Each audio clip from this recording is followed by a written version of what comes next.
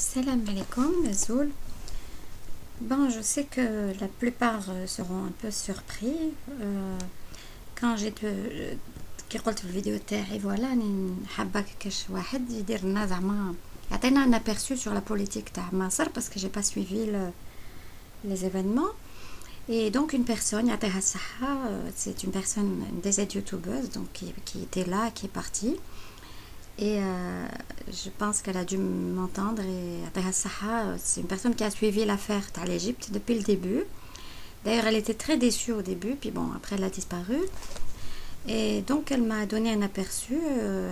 Elle m'a donné, elle est pour que Morsi s'en aille, parce que selon elle, il a géré le pays d'une façon catastrophique. Et donc moi, qu'est-ce que j'ai fait en fait? C'est vrai qu'elle m'a donné certains liens et tout. C'est une lettre, donc comme quelques trucs. Je vous recommande de la lire entièrement parce que je peux pas tout vous lire, elle est très longue. Donc c'est le fils تاع قرضاوي واسمه عبد الرحمن يوسف القرضاوي, يكتب une lettre لباباه ويقول له فيها بلي راك غلط, بلي مرسي لا جيري دو فاسون كاتاستروفيك, بلي كان يحوس غير على الحكم وكان يمارس استبداد. سادير لازم نحيو حنايا الجيل الجديد نحيو البذره تاع الاستبداد ملي تبدا, ما نخلوهاش حتى تنمو. وقال له نتايا شبعتني قريتني وشبعتني بالمبادئ والمبدأ الأول اللي علمته لي, وهو الحرية, إنه الحرية لازم تكون قبل الشريعة. و c'est exactement ce que je suis en train de faire et tout. Donc je vais نقرا لكم برك هكذايا. Bon, هاد la personne اللي كتبت لي, je sais pas si j'ai le droit de donner son pseudo, bref, je lui ai pas demandé, donc je vais pas le donner, mais c'est une personne qui m'a donné des liens, puis elle m'a parlé de justement واسمه يا ربي محمود حبيب, je pense. Ce sont des إخوان منشقين, نشقوا على الإخوان, et ils commencent à critiquer de façon très objective et très pas destructrice, mais donc il y a parmi eux plusieurs personnes, je vais vous les citer. نشقوا علاش parce que كاين أسباب. Ça veut dire que الإخوان المسلمين ils ont pris une tangente, c'est-à-dire كاين حوايج des comportements ما عجبوهمش في الإخوان, كانوا selon eux ما يتبعوش واش قال الشرع. c'est-à-dire il y avait peut-être de l'injustice, j'en sais rien, بالك فقولهم بلي كي certains ils étaient plus séduits par le pouvoir. donc il y a Mohamed Habib, Khaled Daoud, Tharwat Kharbawi, كاين وقيلا مختار بنوح, je sais pas, j'espère que je me trompe pas. En tout cas, il y a deux vidéos que vous allez trouver dans mes favoris, et c'est des personnes تسمعوا لهم ce qu'ils disent par rapport aux frères musulmans. donc نقرا لكم شويه واش قال وليد الاخر. il a été.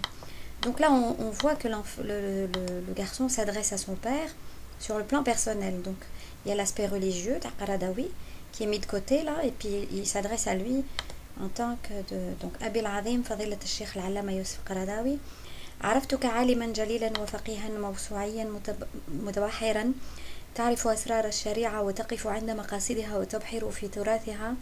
ونحن اليوم في لحظات فاصلة في تاريخ مصر التي تحبها وتعتز بها, حتى إنك حين عنونت لمذكراتك اخترت لها عنوانا ابن القرية والكتاب. بون بغيف ما نقرأ لكمش كلش. يا أبي الجليل العظيم, أنا تلميذك قبل أن أكون ابنك, ويبدو لي ولكثير من مريديك وتلاميذ ذاتك أن اللحظة الراهنة بتعقيدها وارتباكها جديدة ومختلفة تماما عن تجربة جيلكم كله, ذلك الجيل الذي لم يعرف الثورات الشعبية الحقيقية ولا يقترب من إرادة الشعوب وأفكار الشباب بون بس إنهم منين نقرأ لكم. إن المصريون عاشوا 30 سنة. قال له درت فتوى وقلت باللي السمع والطاعة للرئيس مرسي, واستمر في ذلك السمع والطاعة حتى رأيناه تغير فجأة ونقل نفسه من مجرد وزير لصاحب سلطة عليها, علل بها أن يعزل رئيسه الشرعي. هنا يهدر على اسمه باردون على السيسي, ونقض بيعته له. بون أبي الكريم, من المقارنة بين مرسي ومبارك غير مقبولة, وهذه رؤية جيلنا الذي ربما لا يراها من قبلنا. يا سيدي, جيلنا لم يصبر على الاستبداد 60 أو 30 عاما كما تقول, بل هو جيلكم الذي فعل ذلك باسم الصبر. أما نحن فجيل تعلم أن لا يسمح لبذرة الاستبداد بالاستقرار في الأرض, وقرر أن يقتلعها من عامها الأول قبل أن تنمو, فهي شجرة خبيثة لابد أن تجتث من فوق الأرض. بون بريف. ولو أن مرسي قد ارتكب 1% مما ارتكبه سابقوه فما كان لنا أن نسكت عليه، وهذا حقنا، ولن نقع في فخ المقارنة ب60 عاما مضت، لأننا إذا إن جرفنا لهذا الفخ فلن نخرج من الماضي أبدا. لقد تعلمت منك أن المسلمين عند شروطهم. بون ما نقرأ لكمش كامل هذه، سي تري تري انتريسون. لقد عاهدنا الرجل ووعدناه بالتوافق على الدستور ولم يفي. بون نبدا يهدر على مرسي. فوالا هنايا حبيت نهدر لكم.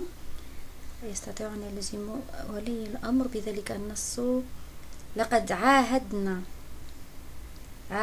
بلوتو الرجل ووعدنا على بالتوافق على الدستور ولم يفي، وبالتوافق على الوزارة ولم يفي، وبمشاركة لا المغالبة في حكم البلاد ولم يفي، وبأن أن يكون رئيسا لكل المصريين ولم يفي. وأهم من كل ذلك أننا عاهدناه على أن يكون رئيس مصر الثورة، ثم رأيناه في عيد الثورة يقول لجهاز الشرطة باسكو إلا با نتوايي لا بوليس، فهمتوا؟ يقول لجهاز الثورة الذي عاهدنا على تطهيره ولم يفي، أيضا يقول لهم أنتم في القلب من الثورة يناير. vous imaginez il a fait des fautes graves quand même. فبأي عهود الله تريدنا أن نبقى عليه؟ لقد تصالح مع الدولة العميقة ومع الفلول. سي فري أنا جي في une vidéo البارح، j'ai pas gardé l'osement. bon je crois que j'ai gardé le truc. يا واحد religieux كانوا يهضروا في واحد ليميسيون على لو روتور تاع عثمان جمال مبارك، لو فيس تاع مبارك. كانوا يقولوا بلي اسكو عنده الحق يدير ان بارتي. ايماجيني سي غراف، سي اون انسولت للثوره. ولقد تصالح مع الدوله العميقه ومع الفلول ومع رجال الاعمال مبارك. رجال الاعمال كيما هذاك شاطر باغيتي لي سي devenu milliardaire à l'époque de مبارك. donc les gens ils ont vu ça d'un mauvais œil. ومع كل الشرور الكامنة من العهود البائدة، بل حاول أن يوظفها لحسابه وأن يستميلها لجماعته، وأعان الظالمين على ظلمهم فسلطهم الله عليه. لقد حفظت منك كلمة لا أنساها، ما حيت يا أبي وأستاذي كلمة من جوامع الكلم، كلمة صارت لي ميثاقا ونبراسا في فهم الإسلام وفي فهم السياسة الشرعية. لقد قلت لي ولكل جيل أن الحرية قبل الشريعة. بون بغيف هذه قلتها لكم. بهذه الكلمة كنت ما زلت من الثائرين الذين يطالبون بالحرية للناس جميعا. بهذه الكلمة كنت في الميدان يوم 25 من يناير ويوم 30 من يونيو أيضا، ولم أشغل نفسي بالمطالبة بإقامة شرع الله، ولم أرى أن من حقي فرض الشريعة على أحد، بل شغلت نفسي بتحريض الناس أن يكونوا أحرارا، فالحرية والشريعة عندي سواء. وهل خلق الله الناس ألا ليكونوا أحرار؟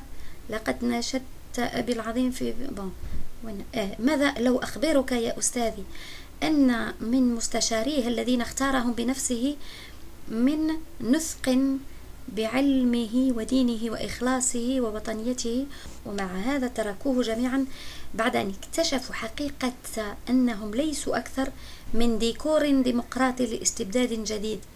فلم يكن الرجل يسمع لأحد سوى جماعته ومرشده الذين لم يكونوا له يوما ناصحين أمناء ولا بطانة خير، وإنما أعانوه على ما لم يصلح في مصر دينا ولا دنيا، ودفعوه لمواجهة الشعب بجماعة لتبرير وتمرير قراراته المنفردة، مما أدى إلى الدم كثير وفتنة في الأرض.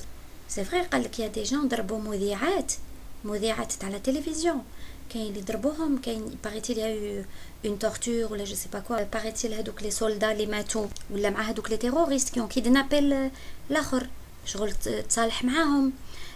l'affaire تاع شحاته باغيتي لي لا جوست في اون كونداناسيون كوم سا فيربالمون مي يا با يو دو ميزور. الناس كانت تتحرض. سي فري نوري لكم واحد المهبول هذا اسمه يا رب محمود شعبان، شفته في فيديو خلعت يلابلي او مورتر. لقد جلسنا مع كل الأطراف في أوقات صعبة ولم يكن أحد يشك في شرعية الرئيس، وكان من الممكن لم الشمل بتنازلات بسيطة، ولكن وللأسف لم نرى رجال دولة على قدر المسؤولية، بل رأينا مجموعة من الطامعين في الاستحواذ مهما كان الثمن. سي فري مرسي باغ اكزومبل شاف بلي الناس رايحين يخرجوا وكانوا كامل ils étaient en train de le critiquer في les médias au lieu de traiter فلان de كافر ou de follow de ceci ou de cela. علاش il a pas appelé à des élections anticipées؟ Et c'est des même إذا خسرت تخرج par la grande porte, on appelle à des élections anticipées. على تحت تخلي l'armée تجي l'armée. Bon, c'est vrai que l'armée après une année, je trouve ça quand même dramatique. هنايا par exemple في الكيبيك quand il y a eu le printemps érable, une année après باش قرر لو حتى داروا له لا بريسيون جان شاري باش il a appelé à des élections anticipées. عام après, est-ce que خرجوا له العسكر قالوا له voilà عندك 48 heures؟ Non. Une année après هما يمانيفستيو في الزنق sans arrêt بصح هادي تاع 48 heures قالنا c'est trop. On fait pas comme ça. D'ailleurs quand on calcule دوكا مرسي رحمه لديكم il a imaginé il a شد une année où الدنيا كل شفتو تقلبت. دونك يزيدوا دركا هاد الغوفرنمون بروفيزوار هاد لا ترانزيسيون هاديه elle va prendre شحال عامين. زيدوا للدستور شحال il va prendre combien de mois 2 mois 4 mois. زيدوا les élections هذيك هي رايحين ل4 سنين. دونك خلاوه 4 سنين وبالك en l'appelant l'akhar il avait fait dans son discours son mea culpa, peut-être qu'il je sais pas, il s'est rendu compte. C'est vrai qu'il y a l'aspect inexpérience aussi في le pouvoir. Les gens يسناو باللي كناس عمرهم ما مارسوا l'opposition comme il se doit. كيفاش حبيتو c'est vrai que on s'attend à un miracle, on s'attend à ce que bref. Donc نكمل.